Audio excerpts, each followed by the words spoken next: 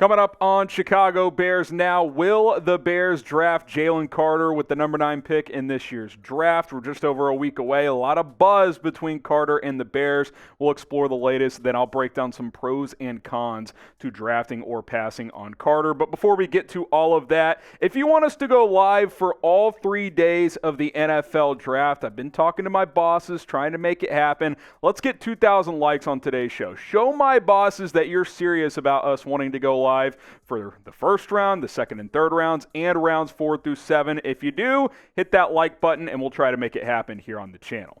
All right, let's get to today's show. It's all around Jalen Carter, as Dane Brugler is the latest draft analyst to say that Carter will be a top 9 pick. Of course, the Bears pick at number 9. Matt Miller has had stuff out there. There's been other reporters saying he's not going to get past the Bears, and I'm starting to wonder, is there something to this? Here's Brugler on the Jalen Carter Bears situation. He says, I do think he goes top 10. Just talking to people around the league, my buddies that I rely on for information, they all believe he's going top 9. And then I'll say, why top 9? They all say, I don't think he's getting past the Bears at 9. And he's hearing that from reliable sources that he's built over the years, that Jalen Carter will not get beyond the Bears at number 9 overall. There has been a lot of Jalen Carter Bears smoke over the past couple of weeks. A few weeks before that, it was like, it seems unlikely they'd even consider it. But remember, they did more homework. They brought him in on a draft visit. They've at least done extensive research on this guy to ultimately make a decision that if he is sitting there at 9, will they draft him or not? I don't think we'll know until that scenario presents itself for sure, but couple of thoughts, in my opinion, of what this could mean. Is this a smokescreen? Because we hear a lot of stuff this time of year of like, oh man, that's kind of a shift in attitude towards something. We know that teams leading up to the draft leak information to the media to try and put narratives out there to maybe drive up that cost for that number 9 pick, because we know Ryan Poles is interested in trading down again. He has admitted as such. So maybe he's leaking it publicly like, Carter's not going to get past Chicago at number 9 because we're very interested in taking him. Maybe he knows that a couple teams outside of the top 10 are interested in trading him. We saw the report from Peter King that the Pittsburgh Steelers would like to move up from 17 to 9 to draft Jalen Carter. The other side of the spectrum is maybe the Bears love Carter. Maybe they brought him in for that extra visit and they said, you know what, we're sold on this kid. He fits our defense. We can figure out his character concerns, bring him into our culture. He's still a young guy. Let him grow within this organization. Again, they brought him in for that top 30 visit for a reason to Halas Hall. Maybe that visit sealed the deal for Chicago to say, yeah, if he's sitting there at 9, really good chance that we're going to take him. Could be smokescreen. Could be that they're very interested. Again, I don't think we'll know for sure until draft night next Thursday. What do you guys think, though? Are you buying this? Is the Jalen Carter Bears hype real? Do you think there's a real chance that they will draft him? Type Y for yes. Type in for no. This will be the pinned comment on today's video, so let me know what you guys think down in the comments section.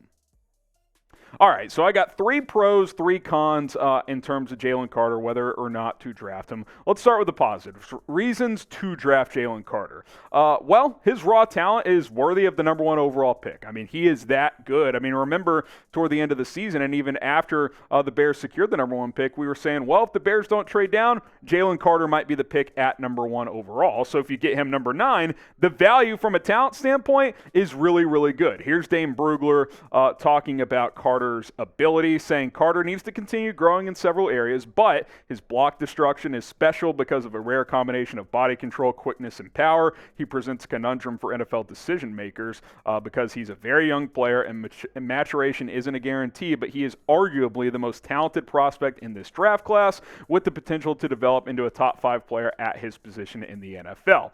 And that's kind of the whole dilemma, right? And when we get to cons, we'll talk about that, lack of maturity off-field stuff. But in terms of just raw talent, ability overall, he's arguably the best player in this class. If he reaches his full potential, he could end up being the best pure player in this class. It's between him, Will Anderson, and a couple of the quarterbacks. I mean, that's kind of what we're talking about here.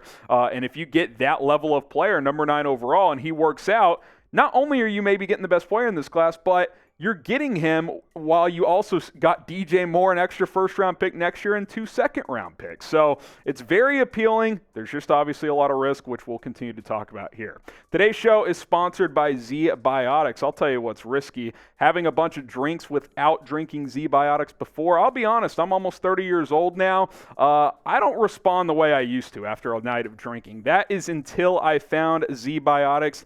Their pre-alcoholic probiotic is the world's first genetically engineered probiotic. It was invented by PhD scientists to tackle rough mornings after drinking. Here's how it works. When you drink, alcohol gets converted into a toxic byproduct in the gut. It's this byproduct, not dehydration, that's to blame for your rough next day. Z-Biotics produces an enzyme to break this byproduct down. It's designed to work like your liver, but in your gut, where you need it most. So drink Z-Biotics before drinking alcohol, then you drink responsibly, get a good night's sleep to feel your best tomorrow. Go ahead and give Z-Biotics a try for yourself. Go to zbiotics.com/chatsports and use code chatsports to get 15% off at checkout. Z-Biotics is backed with the 100% money back guarantee, so if you're unsatisfied for any reason at all, they will give you your money back. It all comes in this little vial. You just take this shot, if you will, before you go out and probably have some more shots, and then you're going to be feeling great the next day. Take Z-Biotics, drink responsibly, get a good night's sleep. It's not even going to feel like you had drinks the night before. zbiotics.com/chatsports, code chatsports. Check that link in the description and comments. Get 15% off with that code chatsports. All right, let's keep it rolling here. Reasons to draft Jalen Carter. On-field impact, obvious. I mean, you watch the tape, you watch the games. Georgia's defense, yes, it's loaded, but he was the engine. I mean, he really freed everything up. Those linebackers, he has the pass rush ability. The raw stats don't jump off the page, but he's a defensive tackle. You're not always going to litter up the stat sheet. When you have the level of talent around him that he did, other guys made some of the finishing plays, if you will. You look at the Pro Football Focus grades, though, off the charts. He was the highest graded defensive player in college football this past year with a 92.3 overall grade. He's a good pass rusher as an interior player. I think in the NFL, he could become a 6'8", 10-sack guy as a three-tech defensive tackle, I should say. 24 hurries, so he was getting pressure consistently. He just didn't always finish the play, but the impact was certainly obvious when you watch Georgia play. And then reason number 3 to draft him. Fills a critical position of need. I talked about that three-tech defensive tackle spot that he would almost certainly play for Matt Eberflus's defense. You look at this defensive line, you don't have that true three-tech. DeMarcus Walker is going to play some of that. Justin Jones can give you some. Billings is a one-tech. Eberflus, since he's taken this job, has said the three-tech defensive tackle is the engine to this defense. And they still have not filled that spot in over a year since he's been on board, him along with Ryan Poles. So Jalen Carter is certainly appealing for that reason. And if he's fully engaged, he fills that need and then some. I mean, it's like Brugler said, he could be a top 5 player at that position in the league. And you're talking about guys like Aaron Donald, Chris Jones. You're talking about Jeffrey Simmons, all kinds, Javon Hargrave. There's a lot of talented defensive tackles, and Carter's got the ability to get to that level. It's just, does he have the maturity? Does he have the want to? We'll talk about some of those concerns here in just a moment. But let's top yesterday's video. Yesterday's video received 25 new subscribers. Round of applause to our new subs. So today, I want to top that. Can we get 26 of you folks watching that haven't subscribed before to do so? It's 100% free. We publish daily Bears videos here on this channel. News, rumors, draft content, free agency, whatever it is, we've got you covered. We're going to be live during the draft. 2,000 likes to be live for all 3 days. We got you covered. So hit that sub button. Don't miss any of it. Okay, reasons to not draft Carter. Well, off-field concerns, and that's been well documented. We've talked about it on this channel. You guys have probably read and heard about it elsewhere as well. Let's just be honest. The pre-draft process has been an absolute disaster for Jalen Carter. 15 minutes before he's supposed to talk to reporters at the Combine, 2 misdemeanor arrest charges drop, and he gets hit with those arrests, has to leave the Combine in connection to a fatal car crash, by the way, where 2 people died, where he was drag racing, they were drag racing. That's not a good situation. He's pled out, and legally binding, that situation's done, but still, that is a bit of a concern.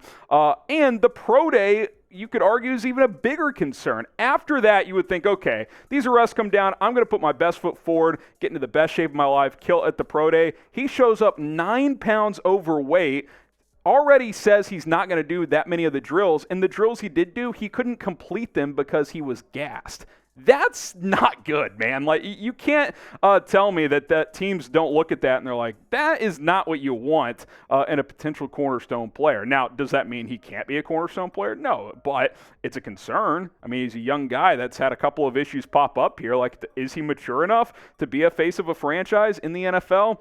I don't know. I think it's a real thing, and it's a reason why teams like the Bears and others have done extensive homework to figure out if he is worth the risk or not. How concerning to you are Carter's off-field issues? Be honest with me. One being, you're not concerned at all. You think this culture will work for him and he will figure it out. Or 10 being, it's a huge concern and you would not draft him because of that. Let me know, scale it of 1 to 10, how concerned are you about Jalen Carter's off-field problems? All right, number 2, does he love football? I think goes back to the pro day situation. That would be an X in that department. Like, that doesn't mean he doesn't love football, but I think you at least have to question it at that point, right? Like, you don't put your best foot forward for the pro day. Not only do you not put your best foot forward, you go the other way. Like, you get even into worse shape and can't even complete the workout.